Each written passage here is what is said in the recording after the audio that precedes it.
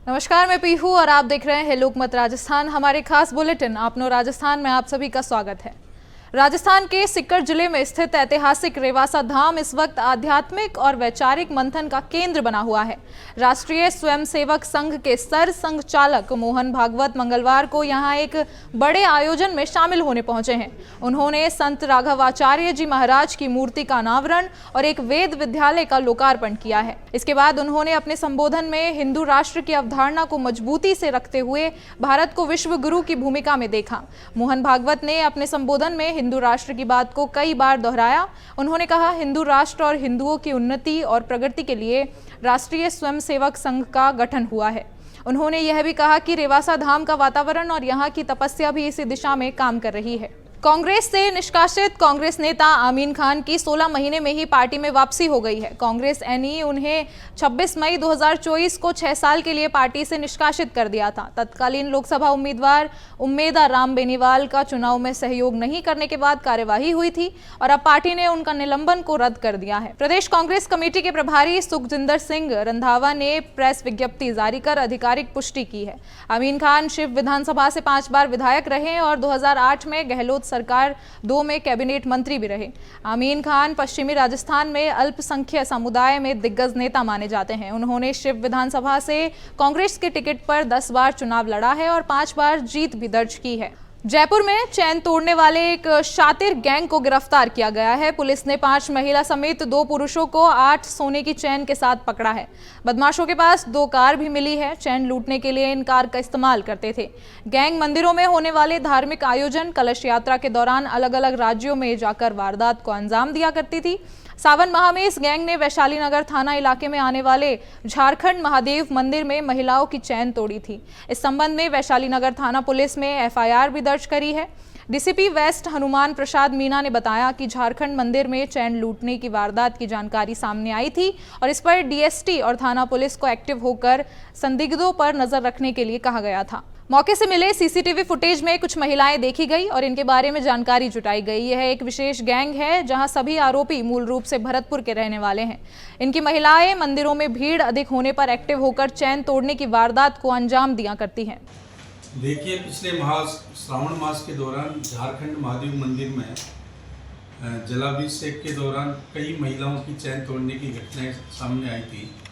इस पर हमने एडिशनल एसपी, एडिशनल डीसीपी साहब आलोक सिंघल जी और हमारी डीएसटी टीम के सैनी जी जो इंस्पेक्टर है, उनके द्वारा एक टीम का गठन करके संदिग्ध जो चैन तोड़ने में संदिग्ध जो लोग थे उनके बारे में जानकारी हासिल की। आसपास के सीसीटीवी फुटेज दिखाए।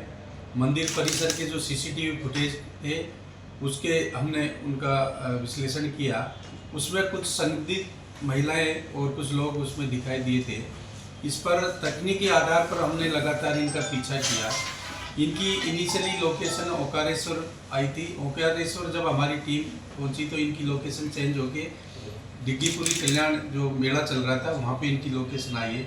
इस आधार पर हमने इसमें 7 लोगों को दस्तयाब किया, जिसमें 5 महिलाएं और 2 पुरुष हैं।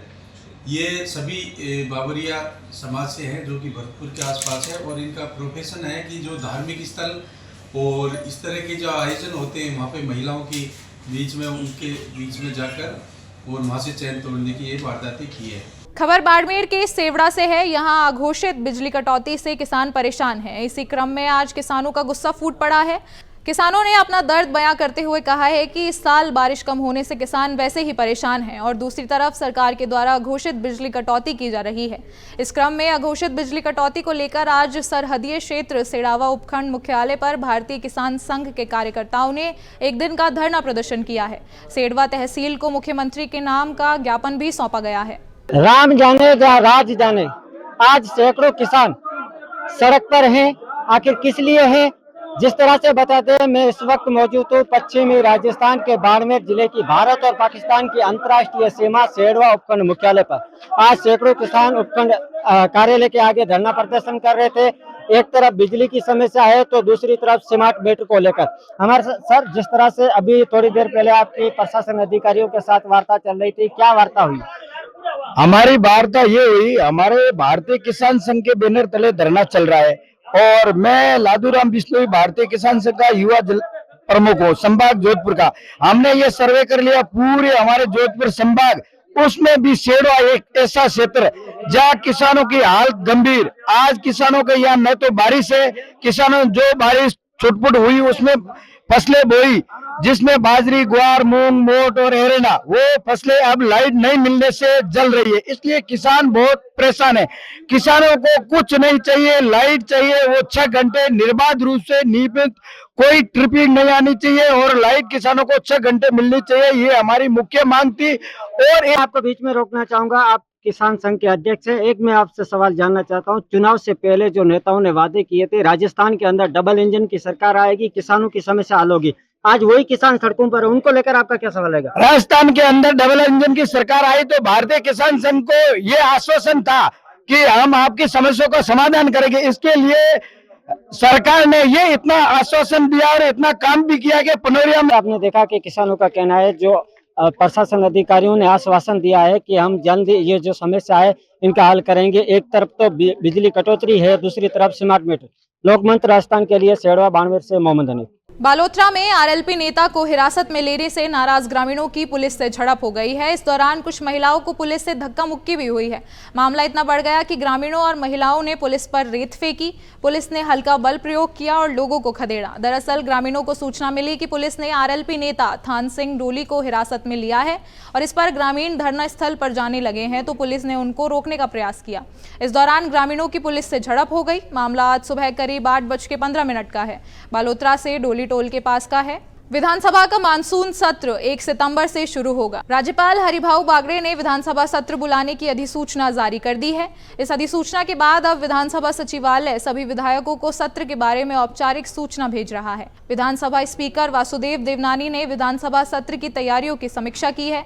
मानसून सत्र से पहले विधानसभा स्पीकर वासुदेव देवनानी सर्वदलीय बैठक बुलाएंगे। इस बैठक में सदन को बिना हंगामे और बिना गतिरोध चलाने पर चर्चा की जाएगी। देवनानी ने सत्र से पहले ही सर्वदलीय बैठक की शुरुआत की थी और बजट सत्र के दौरान खूब हंगामा हुआ था।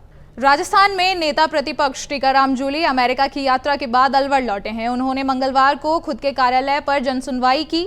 मीडिया से भी बातचीत करते हुए जूली ने केंद्र और राज्य सरकार पर हमला बोला है। जूली ने अलवर पुलिस के रवैये पर तीखा हमला बोला। उन्होंने कहा कि पुलिस निर्दोषों को पकड़कर पीटने में लगी है, खुद अपने इकबाल को खत्म कर रही है। वहीं अमित सैनी आत्महत्या मामले में हम नजर बनाए हुए हैं, इस मामले को विधानसभा में उठाएंगे। सीटीएच टाइगर रिजर्व विवाद पर जूली ने कहा कि सुप्रीम कोर्ट की फटकार के बाद सरकार को समझाया होगा, उससे पहले सब विरोध करने में लगे थे लेकिन किसी की सुनी नहीं गई। दिल्ली के नेता अलवर के भूमाफिया से मिलकर काम करने में लगे हैं। राजस्थान में एक बार फिर मानसून सक्रिय होने की संभावना है। नया वेदर सिस्टम एक्टिव होने से प्रदेश में 2 दिन बाद फिर से बारिश का दौर शुरू होगा। मौसम विभाग की मानो तो कोटा, उदयपुर संभाग के जिलों में कहीं हल्की और कहीं भारी बारिश हो सकती है। मौसम केंद्र के अनुसार वर्तमान में मानसून ट्रफ रेखा अमृतसर, चंडीगढ़ से होकर गुजर रही है। बंगाल की खाड़ी से आने वाली पूर्वी हवाएं सक्रिय होने से प्रदेश में 14 अगस्त से बारिश की गतिविधि में बढ़ोतरी होने की संभावना है। मौसम विभाग ने 14 अगस्त को प्रदेश के 10 जिलों और 15 अगस्त को 16 जिलों में बारिश की चेतावनी जारी की है। आपसे फिर मुलाकात होगी ऐसी तमाम खबरों के साथ। तब तक के लिए देखते रहें लोकमत राजस्थान।